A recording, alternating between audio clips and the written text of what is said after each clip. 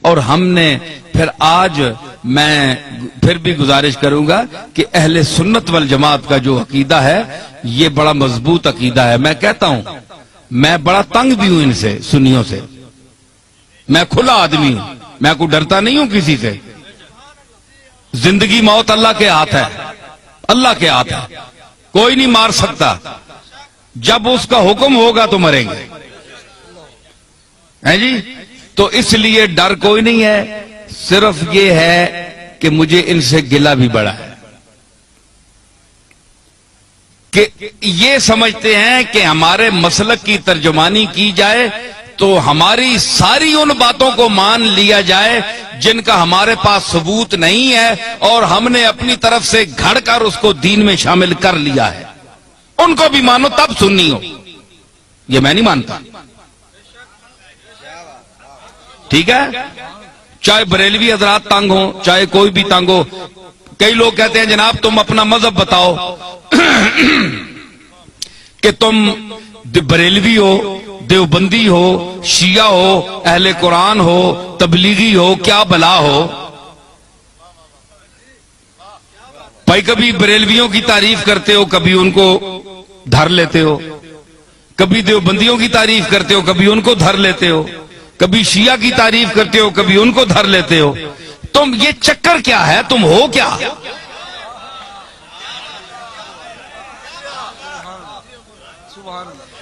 ہے جی. آج میں آپ کو بتاتا ہوں میں کیا ہوں. دیکھیں صاحب، یہ ان کا سوال بجا ہے کہ یہ سارے لوگ تو ان کی تعریف کرتے ہیں اور کبھی جو بہت خوش ہوئے ہوتے ہیں وہ دیوبندی بھی کہتے ہیں یار یہ تو ہمارا آدمی ہے، یہ دیوبندی ہے. وہ دوسرا خطاب سنتے ہیں وہ کہتے ہیں تب تن کے رکھ چھوڑیا سسا. بریلوی کہتے ہیں جناب یہ ہمارا ہے، تو دوسرا خطاب سنتے ہیں اس میں کوئی ان کی بات ہوتی ہے، ان کو دھر لیتا ہوں، وہ کہتے ہیں یہ گیا، یہ تو کچھ بھی نہیں ہے، ہمارا تو نہیں ہے. شیعہ کہتے ہیں اہل بیت کی تعریف اس سے بڑھ کر کسی نے کی نہیں، کبھی ان کو بھی کوئی چٹکی لگا دی، وہ کہتے ہیں یار ہمیں بھی ہماری خبر بھی لے گیا. اہل قرآن، تبلیغی، اہل حدیث تعریف بھی کرتا ہوں، مذمت بھی کرتا ہوں. وہ کہتے ہیں یہ چیز کیا ہے، یہ ان کی معجون مرکب کیا ہے، حدود اربع ان کے کیا ہے. تو میں گزارش کروں، بات یہ ہے کہ میرا کوئی ذاتی مذہب نہیں ہے، نہ آپ کا کوئی ذاتی مذہب ہونا چاہیے. ہمارا مذہب، ہمارا عقیدہ، ہمارا مذہب، ہمارا مسلک، ہمارا نظریہ، ہمارا اندیہ وہ ہونا چاہیے جو اللہ کی آخری کتاب قرآن مجید میں آیا ہے، یا جناب محمد الرسول اللہ سے جو عقیدہ، جو طریقہ ثابت ہے وہ آپ کا اور میرا عقیدہ ہونا چاہیے. ٹھیک ہے نا؟ یہ مسلمان کی تعریف ہے. تو ہر یاد رکھیے کہ ہر مذہب میں، ہر مسلک میں افراط و تفریط ہے. یا کوئی کسی بات میں گھٹ جاتا ہے، بہت دالیوں لے ونن تے بعض جگہ وہ اتنی شدت کرتے ہیں کہ حد سے بڑھ جاتے ہیں. میانہ روی، حضور نے فرمایا خیر الامور اوسطھا، یہ آپ کا ایسا جملہ ہے کہ پوری کائنات کے ہر چیز پر اس کا اطلاق ہو سکتا ہے. پوری کائنات، ہر عمل، ہر نظریہ، ہر نقطہ، یہ سرکار مدینہ کا وہ ارشاد ہے. میں اس کی تعریف کروں کہ فرمایا کہ ہر چیز میں درمیانہ روی اختیار کرو، ہر چیز میں. آپ اس کو گھر جائیں، اپنے بال بچوں کے ساتھ، بیوی کے ساتھ، والدین کے ساتھ، محلے والوں کے ساتھ برتیں اور حضور کے اس ارشاد مقدس کو آپ ذہن میں رکھیں کہ ہر چیز میں میانہ روی، نہ حد سے بڑھو نہ حد سے نیچے ہو، درمیان میں چلو. وہ کسی نے کہا نا کہ عزیز اتنا ہی رکھو کہ جی بہل جائے، عزیز اتنا ہی رکھو کہ جی بہل جائے، اب اس قدر بھی نہ چاہو کہ دم نکل جائے. ہر چیز کا ایک طریقہ ہوتا ہے اعتدال، درمیانہ روی. تو حضرت پیر میر علی شاہ صاحب کا کو اللہ نے علماء عصر میں امتیاز کیوں عطا فرمایا، دیوبندیوں نے کیوں ان کو مانا، شیعہ نے کیوں مانا، رد مرزائیت میں جب میرے دادا وہاں تشریف لے گئے تو سب نے مسلمہ طور پر آپ کو مقتدا اپنا کیوں مانا۔ آج کون سا پیر ہے پاکستان میں کہ جس کو تمام مسالک کے علماء اور مشائخ اکٹھے ہو کر اپنا پیشوا مانے؟ کوئی ہے آپ کے سامنے آیا؟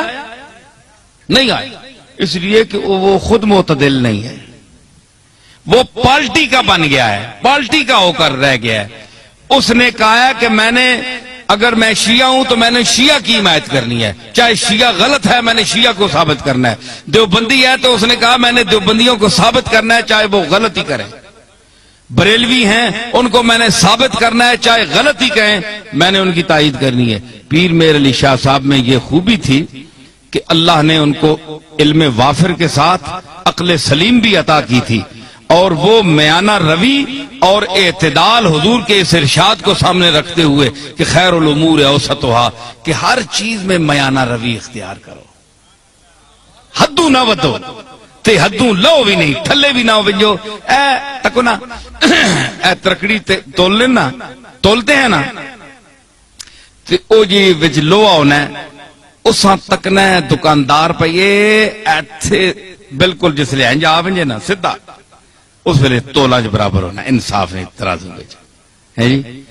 تے کئی جڑے او تے مولیاں نے پتھر مار چھوڑنے، مار کے میں تکنا رہا ہاں، مولیاں نے پتھر مار چھوڑا ہے یا ایمیں سودے نہیں چمک دیتی تو پلڑا ہنج ہو گیا تو اساں جلدی جلدی پا دیتا، کیوں سرور تکنا ہونا ہے نا؟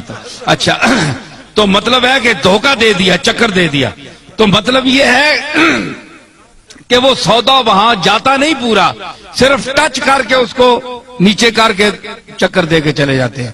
لیکن جو سمجھدار گاہ کو اس کو پتا ہے کہ جب یہ بالکل تول میں صحیح آئے گا نا،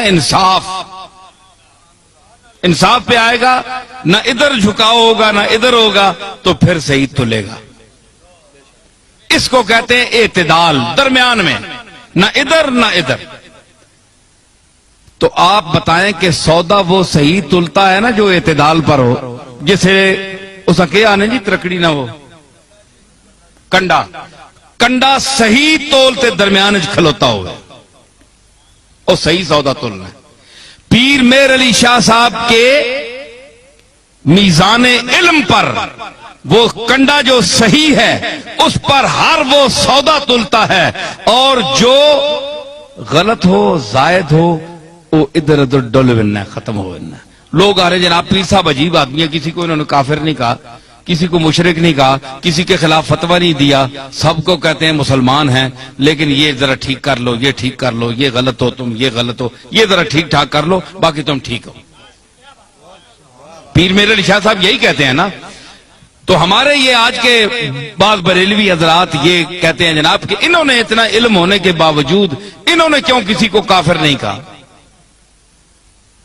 دیوبندیوں کو کافر کیوں نہیں کہا پیر میر علی شاہ نے، اتنا بڑا عالم ہے، اور دوسرے لوگوں کو کیوں نہیں کہا؟ بھائی کوئی کفر کی بات سامنے آئے تو کافر کہیں، ان کی تصانیف آپ پڑھیں تو یہ اتفاق کے ساتھ بالاتفاق یہ بات جو ہے یہ آپ ذہن میں رکھیں کہ چاہے بریلوی ہو، چاہے دیوبندی ہو، شیعہ ہو، کوئی بھی ہو، اگر اس کے دل میں اس کے زبان سے ایسا جملہ نکلتا ہے جو رسول اللہ صلی اللہ تعالی علیہ وسلم کی گستاخی پر مبنی ہے، وہ حضور کو لوگوں کی نظروں سے گرانا چاہتا ہے، وہ دائرہ اسلام سے خارج ہے۔ ٹھیک ہے، باقی ہمارے بزرگوں کو نہ ماننے والا کافر نہیں ہوتا، ٹھیک ہے نا جی، ہمارے بزرگوں کو نہ مانے، کوئی داتا صاحب کو نہ مانے، وہ اللہ خود ہی منوا لے گا، وہ خود ہی پکڑے گا۔ اگر اللہ کے مقبولوں کے ساتھ کوئی زبان درازی کرتا ہے تو اللہ بڑا غیرت مند ہے، وہ نہیں چھوڑتا۔ اس نے کہا تھا بس تجربہ کر دیم دری دیر مکافات، با درد کشاں ہر کے در افتاد بر افتاد۔ حافظ نے کہا کہ ہم نے اس دائر مکافات میں بڑا تجربہ کیا ہے، یہ دائر مکافات ہے نا، بدلہ یہی مل جاتا ہے انسان کو، جو کسی کا حق دبائے، جو یتیموں کا مال کھائے، کتنے گیا وہ شکیل؟ ٹھیک ہے، خلیل، ٹھیک ہے نا؟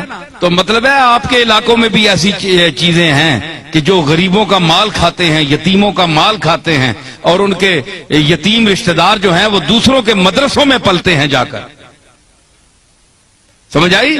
تو یہ فرمایا کہ وہ لوگ یاکلون فی بطونہم الا النار، وہ کھاتے ہیں اپنے پیٹوں میں انگارے، بھر رہے ہیں انگارے، آگ کے انگارے جو یتیم کا مال کھاتے ہیں. ٹھیک ہے نا؟ تو کہتے ہیں انہوں نے کیوں نہیں فتویٰ لگایا؟ بھائی فتویٰ انہوں کا دیکھیں، جو رسول اللہ کی گستاخی کرے گا، حضور کو کے متعلق، اور سب سے وہابیوں کے جو سربراہ ہیں، اپنا نہیں کیا نام ہے، ابن تیمیہ، وہ ان کے بھی جد اعلیٰ ہے. تو مطلب ہے عقیدے میں جد اعلیٰ ہے.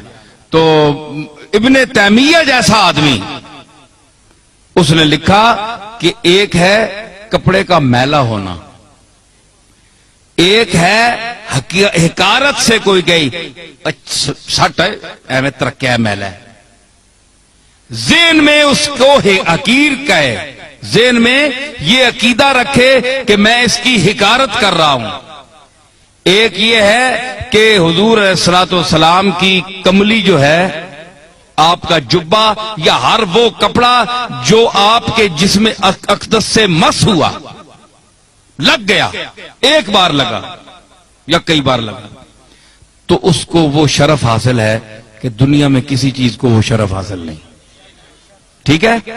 تو اگر وہ میلا بھی ہو سکتا ہے نا، گرد و غبار تو پڑتی ہے، وقت کا گزرنا اس کو گل جاتا ہے، پرانا ہو جاتا ہے. تو اگر کوئی شخص، یہ ابن تیمیہ لکھ رہے ہیں، تو کہتا ہے کہ اگر کوئی شخص میلا سمجھ کر کہے یار یہ تو بہت میلا ہو گیا، پرانا ہے، غالباً آپ کا استعمال شدہ ہے، وقت بھی گزر گیا، چلو یہ تو ٹھیک ہوگی. اگر حضور کے کسی ملبوس کو، رومال کو، کسی چیز کو حقارت کا ذہن میں نیت رکھ کر یہ کہتا ہے چھوڑو یار یہ تو ہے ہی میلا، چھڑ دفع کرو، فرمایا ابن تیمیہ کہتے ہیں کہ وہ اسلام سے خارج ہو گیا، اس کا دین ایمان صاف، وہ دوبارہ جب تک کلمہ نہ پڑھے گا، توحید کا قائل نہیں ہوگا، اللہ سے معافی نہیں مانگے گا، وہ اسلام میں داخل نہیں ہو سکتا، کیونکہ اس نے جناب رسالت مآب کی ایک استعمال شدہ چیز کی توہین کی ہے، اور نیت میں توہین تھی. تو حضرت پیر میر علی شاہ رحمت اللہ علیہ، یہ کبھی آپ نے ایسا نہیں کیا کہ جو بھی ہو، چاہے وہابی ہو چاہے کوئی بھی ہو، ایک شخص جو گستاخی رسول کر رہا ہے تو آپ اس کو مسلمان سمجھیں گے، یہ بات بھی نہیں ہے. لیکن یہ چھوٹے موٹے مسئلوں پر جو موریں اٹھی ہوئی ہیں جناب، یہ بھی کسی نے کیا، کوئی 11ویں کو نہیں مانتا جی وہ بھی کافر ہے، کوئی فلانی چیز کو نہیں مانتا وہ بھی کافر ہے، جو اذان کے پہلے الصلاۃ والسلام یا رسول اللہ نہیں پڑھتے یا اس کو منع کرتے ہیں وہ بھی کافر ہے. یہ کوئی بات نہیں ہے، یہ کوئی ایسی باتیں نہیں ہیں کہ آپ ان کو قطعیات میں سمجھیں اور اس وجہ سے اتنا اختلاف ڈالیں کہ ایک طرف کلاشنکوفیں آپ نے اٹھائی ہوئی ہیں، لڑائیاں ہو رہی ہیں، قتل و غارت ہو رہا ہے، تو یہ کیا فساد ہے؟ یہ کوئی چیزیں نہیں ہیں سوا ذات اللہ کے بعد حضور علیہ الصلوۃ والسلام کی ذات ہے. اس کا احترام آپ پر بھی فرض ہے، ہمارا بھی فرض ہے، لیکن حضور نے یہ بھی فرمایا کہ مجھ کو اتنا نہ اٹھاؤ، اتنی تعریف نہ کرو کہ مجھے اللہ کے جو ہیں اپنے عیسیٰ علیہ السلام اور عزیر کے ساتھ ملا لو، جس طرح انہوں نے اپنے عزیر اور عیسیٰ کو اللہ کا بیٹا کہہ دیا تھا، مجھے بھی تم اللہ کے ساتھ ملا دو کہ اللہ اور مجھ میں کوئی فرق ہی نہ رہے. یہ بھی منع ہے، یہ سرکار نے منع فرمایا ہے، حضور کا حکم ہے. بندہ بندہ ہے، اللہ اللہ ہے. سمجھ آئی؟ یہ سرکار کی تعلیم ہے، تو یہ سرکار کی اپنی تعلیمات پر ہمیں چلنا چاہیے. اتنا بھی نہ آپ بڑھائیں کہ کل ہمیں قیامت کے دن حضور کے سامنے آپ حکم دیں کہ ان کو جوتے مارو، تو اس محبت کا کیا فائدہ؟ محبت تو وہ کرنی چاہیے جس سے رسول اللہ خوش ہوں، تو ظاہر رسول اللہ اسی پر خوش ہوں گے جو آپ کے طریقے پر چلے گا، آپ کے احکام اور آپ کی احادیث اور قرآن مجید کی آیات کی روشنی میں چلے گا.